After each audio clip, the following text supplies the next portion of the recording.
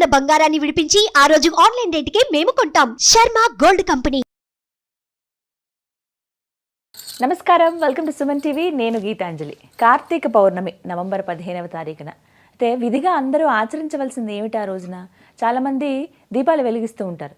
అంతేకాదు దానం కూడా చాలా ముఖ్యం. ఆ రోజున ఎంతో విశిష్టత ఉంది దానానికని చెప్తున్నారండి.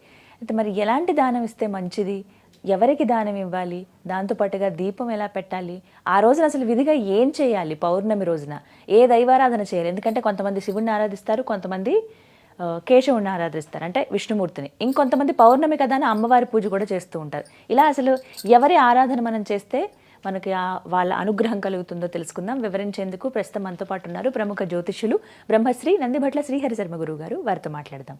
గురుగారు నమస్కారం అండి. వాగర్థావివ సంపృక్తౌ వాగర్థ ప్రతిపత్తయే జగతః పితరౌ వందే పార్వతీ పరమేశ్వరౌ. సదాశివసమారంభాం శంకరాచార్య మధ్యమాం అస్మదాచార్య పర్యంతం వందే గురు పరంపరాం. ఆదిత్యాయ చ సోమాయ మంగళాయ బుధాయ చ గురుశుక్ర శనిభ్యశ్చ రాహవే కేతవే నమః. శృంగేరి జగద్గురు పీఠాధిపతులకి, కంచి పీఠాధిపతులకి నమస్కారములు తెలియజేసుకుంటూ కార్యక్రమాన్ని ప్రారంభిద్దాం. కార్తీక పౌర్ణమి అందరికి ఇష్టమైనటువంటి రోజు గురువుగారు. చిన్న పిల్లల దగ్గర నుంచి పెద్దవాళ్ళ వరకు నేను ఉపవాసం ఉన్నాను అని చెప్తారు చాలా చక్కగా. అది భలే ముచ్చటేస్తుంది. ఆ రోజు దీపాలు వెలిగించడం ఇక్కడ వరకు ఓకే, కానీ మీరు ఒక సందర్భంలో అన్నారు ఆ రోజు దానం ఇవ్వటం చాలా ముఖ్యము, మంచిది కూడా అని. అసలు ఆ రోజు విశిష్టత ఏంటో చెప్పండి. ఆ రోజు విధిగా మేము ఏం చేయాలో కూడా చెప్పండి గురువుగారు. కార్తీక పౌర్ణమి అంటే కృత్తికా నక్షత్రము ఉండేటువంటి రోజున ఇది కౌముది వారము, కౌముది మాసము అని కూడా అంటారు. అంటే సుబ్రహ్మణ్య స్వామిని ఆరాధన చేస్తారు ఎక్కువగా, జ్ఞానప్రదాయని. దీపం అంటేనే జ్ఞానప్రదాయని కదమ్మా. కాబట్టి ఈ కార్తీక మాసంలోనే దీపాలు. దీపం అంటే జ్ఞానాన్ని సూచించేది దీపం. మరి జ్ఞానకారకుడు మనకున్న దేవతలు ఎవరై అంటే సుబ్రహ్మణ్య స్వామి. కాబట్టి ఈ సుబ్రహ్మణ్య మాసం కూడా చెప్పబడి ఉంటుంది. కాబట్టి సుబ్రహ్మణ్య స్వామికి విశేషంగా పూజలు చేస్తారు. అసలు పౌర్ణమి అంటే మీరు అన్నట్టుగా అమ్మవారిని ఆరాధన చేస్తారు. ఎందుకు అనంటే ఈ కార్తీక పౌర్ణమికి ఎందుకు అంతటి విశిష్టత అనంటే, ఈ కార్తీక పౌర్ణమిలో మనము ఈ తెలుగు రాష్ట్రాలు కానీ, కన్నడ కొంత ప్రాంతాలు, మహారాష్ట్ర కొన్ని ప్రాంతాలలో చంద్రుడి యొక్క గమనాన్ని అనుసరించి తిథి ముహూర్తాలు అనేటువంటివి ఉంటాయి. అందుకనే స్వస్తి శ్రీ చాంద్రమాన అని అంటుంటారు. అంటే చంద్రుడు సంపూర్ణంగా మనకు 15 కళలు, అమ్మవారిలో ఒక కళ, మొత్తం కలిసి ఈ అమ్మవారి పూజ చేసేటప్పుడు షోడశ కళలు అనేటువంటివి ఏర్పడతాయి. తద్వారా మన కోరిక, మన మనస్సు బలంగా ఉండే రోజు పౌర్ణమి రోజున. కాబట్టి ఆ పౌర్ణమి రోజున విశేషంగా ఉపవాసాలు కానీ, హోమాది కార్యక్రమాలు కానీ, అమ్మవారి ఆరాధన చేస్తారు. మరీ ముఖ్యంగా ఈ కార్తీక పౌర్ణమి రోజున. కార్తీక పౌర్ణమి రోజున ప్రధానంగా మనకి ఏంటనంటే ఈ ఈశ్వరుడు త్రిపురాసురులని సంహరించినటువంటి సమయం ఈ కార్తీక పౌర్ణమి రోజున. అంటే ఈ త్రిపురాసురుని సంహరించే క్రమంలో భీకరమైన యుద్ధం జరిగి సమస్త సృష్టి కూడా నాశనమైంది. ఈ సమస్త సృష్టిని సంహారకుడు ఈశ్వరుడు కాబట్టి సృష్టి అంతా నాశనమైనటువంటి సందర్భంలో ఆ త్రిపురాసుని సంహరించిన తర్వాత తిరిగి పునఃసృష్టి అనేటువంటిది త్రిపురాంతక క్షేత్రం నుంచే ప్రారంభించాడు. అక్కడి నుంచి అండి. త్రిపురాంతకం అంటే ఎక్కడండి? త్రిపురాంతకం అంటే మనకు మాచర్ల దగ్గర వస్తుంది, ఈ మార్కాపురం దగ్గర వస్తుంది. చాలా రాక్షసులు నిర్మించినటువంటి ఏకైక దేవాలయం ఇది. అందుకనే ప్రతి దేవాలయంకి వెళ్ళిన తర్వాత ప్రతి ఎంట్రన్స్ నైరుతి దిక్కు నుంచే రావాలి. ఈ అలా నైరుతిలోంచి వెళుకుంటూ అనేక ద్వారాలు దాటి గర్భగుడిలోకి ప్రవేశం చేసిన తర్వాత స్వామిని దర్శించుకోగానే మనకు అలౌకికమైనటువంటి ఆనందం కలుగుతుంది. పానపట్టము చాలా సుందరంగా ఉంటుంది. అక్కడ స్వామి వారి దగ్గర మనకు తీర్థం ప్రసాదంగా ఇస్తారు. ఆ తీర్థం ఎలా తీసుకుంటామంటే ఇలా జుర్రుకోవాల్సి వస్తుంది. మీరు ఎక్కడికైనా వెళితే ఇలా జుర్రుకుంటాం, శబ్దం చేస్తూ జుర్రుకుంటాం. ఆ తీర్థములో కొన్ని ప్రత్యేకమైనటువంటి ఆయుర్వేద మూలికలు పెడతారు అందులో. అంటే ఎందుకనంటే నైరుతి దిక్కుగా ప్రవేశం చేస్తాం కాబట్టి ఆ నైరుతి దిక్కుగా ప్రవేశం చేసిన తర్వాత ఆ స్వామిని దర్శించుకునే ప్రతి మానవుడిలో రాక్షస గుణాలు వస్తాయి. కాబట్టి ఆ రాక్షస గుణాలు మళ్ళీ తిరిగి రాకుండా ఉండడం కోసం అక్కడ ఆ తీర్థంలో ఆయుర్వేద మిళితమైన ఇప్పుడు అదే ఇస్తారమ్మా. మనకు తెలియకుండానే మనం నాకుతాం. అంటే ఆ తీర్థం ఇలా తీసుకుంటాం, కానీ అక్కడికి వెళ్ళిన తర్వాత మనకు తెలియకుండానే రాక్షస ప్రవృత్తి ఎట్లా నాకుతారు రాక్షసులు, మనకు తెలియకుండానే మనం నాకేస్తాం. అంటే ఆ రాక్షస ప్రవృత్తికి సూచన అది. అందుకనే ఇంతటి పరమ పవిత్రం అక్కడ బాలా త్రిపుర సుందరి అమ్మవారు సాక్షాత్తు వెలిసినటువంటి అమ్మవారు, త్రిపురాంతక అమ్మవారు. అందుకనే ఈ కార్తీక పౌర్ణమి రోజున మన పీఠమాధ్వర్యంలో జాతకరీత్యా ఉన్నటువంటి విద్య, వివాహ, ఉద్యోగ, దాంపత్య, సంతాన, అనారోగ్య సమస్యల నివారణకి, శనిదోష పరిహారానికి సర్వదోష నివారణ హోమాలు అనేటువంటి పర్ హెడ్ 1500 రూపాయలకి చేయించడం జరుగుతుంది. అవకాశం ఉన్న వాళ్ళు కార్యక్రమ తదనంతరం కాంటాక్ట్ చేసి పూర్తి వివరాలు తెలుసుకోవచ్చు. ఇక ఈ కార్తీక పౌర్ణమి రోజున ఈ సంబంధించినటువంటి విధి విధానం ఎలా ఆచరించాలి అనేటువంటి విషయానికి వస్తే, చక్కగా బ్రహ్మ ముహూర్తంలో నిద్ర లేచి, అనగా 3 గంటలకల్లా నిద్ర లేచి కాలకృత్యాదులు తీర్చుకొని మొట్టమొదటిగా ఆ ఈశ్వరుని చిత్రపటానికి కానీ లేదా శివలింగం ఉంటే శివలింగం అక్కడ అష్టదళ పద్మం అనేటువంటిది పెట్టి అక్కడ మధ్యలో పుష్పములు, పసుపు, కుంకుమ, గంధం పెట్టిన తర్వాత వాటి మీద తమలపాకులు 3 తమలపాకులు పెట్టి దాని మీద శివలింగం పెట్టాలి. పెట్టిన తర్వాత అప్పుడు ఆ శివునికి అభిషేకం చేసుకోవాలి, శివాయ నమః అనుకుంటూ. అభిషేకం చేసిన తర్వాత దీపారాధనలో ఆవు నేతితో దీపారాధన చేయాలి. తదనంతరం ఈశ్వరునికి అర్చన చేయాలి. ఈ అర్చన అనేటువంటిది విధి విధానాలుగా చక్కగా చేసుకోవచ్చు. అనేక పుష్పాలతో చేసుకోవచ్చు, అభిషేకం అనేక పళ్ళ రసాలతో చేసుకోవచ్చు. మనము బంగారము గనక హిరణ్యోదకం ఇంకా బంగారు దాన్ని వేసి కూడా చేసుకోవచ్చు. కానీ ఈ బంగారాన్ని మనం వాడుతున్నప్పుడు నగ కానీ ఉంగరం కానీ పెట్టేటప్పుడు దాన్ని చక్కగా శుభ్రంగా కడిగి ఆవు పాలతో శుద్ధి చేస్తే ఆ సమయానికి అభిషేకం చేసుకోవడానికి బంగారం ఉపయోగం అవుతుంది. ఆ శుద్ధి చేసినటువంటి ఉంగరాన్ని నీటిలో వేస్తే అది బంగారు నీరు అవుతుంది. ఆ నీటితో శివునికి అభిషేకం చేయొచ్చు, పళ్ళ రసాలతో అభిషేకం చేయొచ్చు. ఇక ముఖ్యంగా చెప్పాలి అని అంటే గరికలు వేసి గరికోదకము ఇలా ఈ విధంగా చేసుకోవచ్చు. ముఖ్యంగా ఎవరైతే వివాహం కాకుండా అమ్మాయిలు అబ్బాయిలు ఇబ్బంది పడుతున్నారో అప్పుడు ఈ మనకు నవబోద్గడ్డ అని కొన్ని ప్రాంతాల్లో మిశ్రి అని, అలాగే పటిక బెల్లం అని అంటుంటారు. అనగా చక్కెర రాకముందున్న పరిస్థితి, దాన్ని బాగా నల్లగొట్టి పిండి చేసి ఆ కొద్ది పిండిని నీటిలో వేసి ఆ నీటితో ఈశ్వరునికి అభిషేకం చేసి గన్నేరు పుష్పాలతో కనుక అర్చన చేస్తే అతి శీఘ్రంగా వివాహం జరుగుతుంది. వాళ్ళకి వివాహ సమస్యలు, దాంపత్య సమస్యలు తొలగిపోతాయి. చక్కటి సంతానం కావాలి అనుకునే వాళ్ళు ఈ యొక్క గరిక పోచల్ని నీటిలో వేసి ఆ నీటితో శివునికి అభిషేకం చేసి 8 రకాల పుష్పాలతో ఈశ్వరునికి అర్చన చేయాలి. ఇక అనారోగ్య సమస్యలతో బాధపడేటువంటి వాళ్ళు పంచామృతాలతో అభిషేకం జరిపించి అప్పుడు నైవేద్యముగా గుమ్మడి కాయని బలి గనక ఇస్తే, ఏ వ్యక్తి పేరు మీద అభిషేకం చేస్తామో ఆ కార్తీక పౌర్ణమి రోజున కానీ అతనికి అనారోగ్య సమస్యలు తొలగిపోతాయి.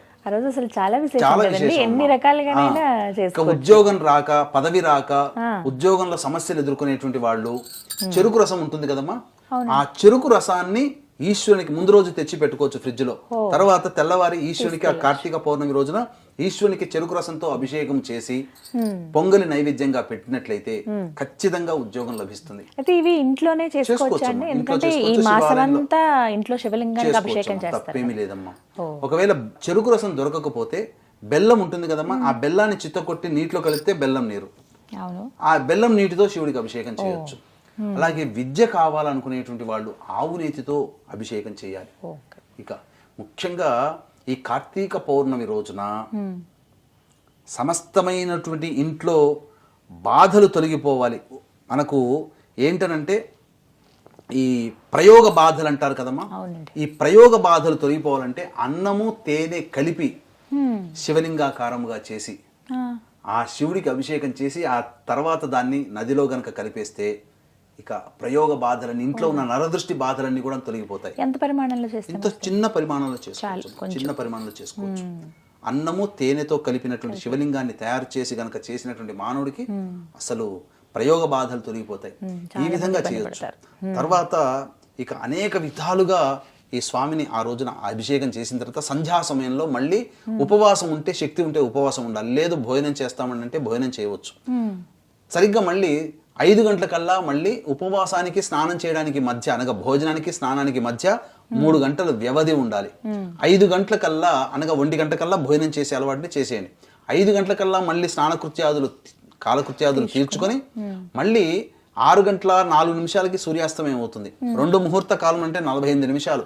కాబట్టి 6 గంటల 4 నుంచి 48 నిమిషాలు అంటే 6 గంటల 52 నిమిషాల మధ్య కాలంలో శివాలయానికి చేరుకొని ఆ శివాలయంలో అర్చన జరిపించుకొని అక్కడ దీప ఆరాధన చేయాలి. చాలా మందికి ప్రేక్షకులకి తెలిసేటువంటిది ఏంటంటే 365 ఒత్తులను వెలిగిస్తారు, కానీ వాస్తవానికి 365 కాదమ్మా, 720 ఒత్తుల దీపారాధన చేయాలి. 700 ఎందుకనంటే మనకు ఇంగ్లీష్ నెలల ప్రకారం 365 రోజులు, కానీ మన మాసాలు గనుక లెక్క వేసుకుంటే ప్రతి మాసానికి 30 రోజులు, 12 మాసాలు 360. అయితే 360 ఒత్తుల్ని పెడితే ఒక దీపముతో ఒత్తితో దీపారాధన చేసిన పాపము దక్కుతుంది మనకు. ఒక ఒత్తితో ఎప్పుడు దేవ పూజలు చేయకూడదు, కనీసం 2 ఒత్తులన్నా పెట్టాలి. అందుకనే 360 ప్లస్ 360 అయితే 720 ఒత్తులని మీ గృహంలో దీపారాధన చేయొచ్చు, శివాలయంలో దీపారాధన చేయొచ్చు. మూడవసారిగా విష్ణు దేవాలయంలో దీపారాధన చేయాలి. ఇక్కడ చాలా మందికి వచ్చేటువంటి సందేహం ఏంటంటే కుటుంబ సభ్యులకి అందరికీ కలిపి ఒకటి చేస్తే సరిపోతుందనంటే ఎవరికి వ్యక్తిగతంగా వాళ్ళమ్మ. కాబట్టి కుటుంబ సభ్యులను 3 ఉన్నారనుకోండి, 3 పేరు మీద 720 తలా 720 ఒత్తుల్ని దీపారాధన చేయొచ్చు. ఈ విధంగా చేసినట్లయితే తప్పకుండా ఆ దీపారాధన ఫలితం దక్కుతుంది. ఖచ్చితంగా దీపారాధన చేయాలి. ఇక తరువాత ఈ వీక్షించేటువంటి ప్రేక్షకుల్లో అందరూ కూడా దీపారాధన చేస్తారు కదా దేవాలయంలో. ఆ దీపారాధన చేసేటప్పుడు ఒక శ్లోకం ఉంటుంది. ఆ శ్లోకాన్ని చదువుతూ దీపారాధన చేస్తే అనంతమైనటువంటి పుణ్య ఫలితం. కాబట్టి ఆ శ్లోకం ఏంటంటే కీటాః పతంగాః మశకాశ్చ వృక్షాః జలే స్థలే ఏ విచరంతి జీవాః దృష్ట్వా ప్రదీపన్ నచ జన్మ భాగినః భవంతు నిత్యం స్వపచాహి విప్రాహ. ఈ యొక్క శ్లోకాన్ని మంత్రాన్ని చదువుకోవాలి. దీని అర్థం ఏంటంటే ఈ దీపాన్ని వెలిగించే సందర్భంలో క్రిమికీటకాదులు చూస్తాయి, జలచరంలో ఉన్నటువంటి ప్రాణులు చూస్తారు, జీవించి ఉన్నటువంటి జంతువులు, మానవులు అందరూ, సకల జీవకోటిలో ఉన్నటువంటి ప్రాణం ఉన్న సకల వృక్షములతో సహా, వృక్షములు కూడా ప్రాణమే కదమ్మా, ఇవి కూడా చూస్తాయి. ఆ దీపము వెలిగించే సందర్భంలో చూసినటువంటి విధానం వల్ల వాళ్ళకందరికీ కూడా మోక్షము లభించుగాక అని చెప్పే ఉత్తరార్థం. ఇంకొకటి ఏంటంటే ఆ దీపం యొక్క కాంతిలో తెలియకుండానే కొన్ని క్రిమికీటకాదులు పడి చనిపోతాయి. ఆ చనిపోయిన ఉత్తర క్షణమునే వాడికి ఆ కార్తీక పౌర్ణమి రోజున మోక్షం లభిస్తుందని సాక్షాత్తు ఈశ్వరుడు వరమిచ్చాడు. కాబట్టి అంతటి ప్రశస్తమైనది దీపారాధన కార్తీక పౌర్ణమి రోజున. కాబట్టి 720 360 కాదండి, 720 ఒత్తులు మీ పేరు మీద, మీ వారి పేరు మీద, మీ పిల్లల పేరు మీద ఒక్కొక్కరికి ఒక్కొక్క విధంగా 720 ఒత్తుల్ని దీపారాధన చేస్తే శ్రేష్టము. లేదు అంత శక్తి లేదండి, ఎవరిని బలవంతం చేయడం అమ్మ మన ధర్మంలో, అందరి పేరు మీద నేను దీపారాధన చేస్తున్నా, ఆ ఫలితం ఆ కుటుంబ సభ్యులు అందరికీ రావాలని చెప్పి ఆ మహిళ అయినా పురుషుడైనా మొక్కుకొని దేవాలయంలో దీపారాధన చేయవచ్చు. ఈ విధంగా దీపారాధన చేసిన తర్వాత 7 గంటల తర్వాత అక్కడ శివాలయంలో జ్వాలాతోరణం అని ఉంటుంది. ఆ జ్వాలాతోరణం గుండా ముమ్మార్లు వెళ్ళినట్లయితే వాళ్ళకి వచ్చే సంవత్సరం వరకు అపమృత్యు భయ దోషాలు ఉండవు, కార్తీక మాసం వరకు. కాబట్టి ముమ్మార్లు సాక్షాత్తు పార్వతీ అమ్మవారే పరమేశ్వరుని యొక్క మృత్యుంజయత్వం కోసం ఆ విధంగా అమ్మవారు చేసింది. మనం ఆ విధంగా అప్పటి నుంచి ఆచారంలోకి వచ్చింది. ఆ విధంగా మనం కూడా చేసి ఆ విధంగా చేయవచ్చు. వీలుంటే జాగారం చేసి శివనామస్మరణ చేసుకుంటూ కార్తీక పౌర్ణమి. ఇక కార్తీక పౌర్ణమిలో ఒక వెండి పళ్ళెములో కానీ, అంటే రాత్రి 10 గంటల 8 నిమిషాల తర్వాత కృత్తికా నక్షత్రం వచ్చేస్తుంది. ఆ రోజున 15వ తారీఖు రోజున, ఆ రోజున వెండి పళ్ళెము కానీ తీసుకోండి, లేదా వెండి గ్లాస్ అయినా తీసుకోండి. ఇవి లేకపోతే మామూలు గ్లాస్ అయినా పర్వాలేదు, ఏది కంచు అయినా పర్వాలేదు. తీసుకొని గోరువెచ్చటి పాలన్నీ ఆ పళ్ళెంలో కానీ గ్లాసులో కానీ వేసి 11 గంటల 42 నిమిషాల నుంచి 12 గంటల 30 నిమిషాల మధ్యకాలంలో ఆ యొక్క గ్లాసులో కానీ వెండి పళ్ళెంలో కానీ ఉన్నటువంటి ఆ చంద్రబింబాన్ని చూస్తూ ఓం సోమాయ నమః, ఓం సోమాయ నమః, ఓం సోమాయ నమః అనుకుంటూ ఆ యొక్క నామాన్ని జపం చేసుకుంటూ ఆ చంద్రబింబాన్ని ఆ పళ్ళెంలో గ్లాసులో కనుక చూస్తున్నట్లయితే ఆ కిరణములు, అమృత కిరణములు కార్తీక పౌర్ణమి రోజున భూమిలోకి తాకుతాయి. ఆ అమృత కిరణాలని ఈ వెండి ఆకర్షిస్తుంది. ఆవు పాలు స్వచ్ఛమైనవి అవి ఆకర్షిస్తాయి. ఆకర్షించినప్పుడు ఆ 12:30 తర్వాత ఆ పాలని ఎవరైతే తీసుకుంటారో అమృతంతో సమానం. శరీరంలో ఉన్నటువంటి మానసిక రోగాలు తొలగిపోతాయి. మనకు తెలియకుండా అంతర్గతంగా అవయవాల్లో ఏవైనా ఇబ్బందులున్నా, లోపాలున్నా అవి కూడా సమసిపోతాయి శివానుగ్రహం వల్ల. ఆ విధంగా చేయండి. ఈ విధంగా చేసి 12:30 వరకు తర్వాత నిద్రకు ఉపక్రమిస్తే కనీసం మధ్యరాత్రి వరకు జాగారం చేసినటువంటి పుణ్య ఫలితము మన ఖాతాలో పడుతుంది. ఉపవాసం ఉంటారండి చాలా మంది, తీసుకోవచ్చు. ఈ విధంగా పాలు పండ్లు ఆ రోజంతా తీసుకోవచ్చు. ఈ విధంగా ఆచరించండి. అలాగే త్రిపురాంతక క్షేత్రంలో త్రిపురాంతకేశ్వరుడు కార్తీక పౌర్ణమి రోజునే త్రిపురాసును సంహరించారు. ఆ రోజున మా పీఠం ఆధ్వర్యంలో సర్వదోష నివారణ హోమాలు జరుగుతున్నాయి. అవకాశం ఉన్న వాళ్ళు ఈ యొక్క కార్యక్రమంలో మీ గోత్రనామాదులు నమోదు చేసుకోవచ్చు. చాలా చక్కగా వివరించారు గురువుగారు. కార్తీక పౌర్ణమికి అసలు ఎలా విధిగా చేయవలసింది ఏమిటి, దీపాలు ఎలా వెలిగించాలి, ఆ రోజు యొక్క విశిష్టత చాలా చక్కగా వివరించారండి. ధన్యవాదాలు. సర్వం శ్రీ ఉమామహేశ్వర పరబ్రహ్మార్పణమస్తు.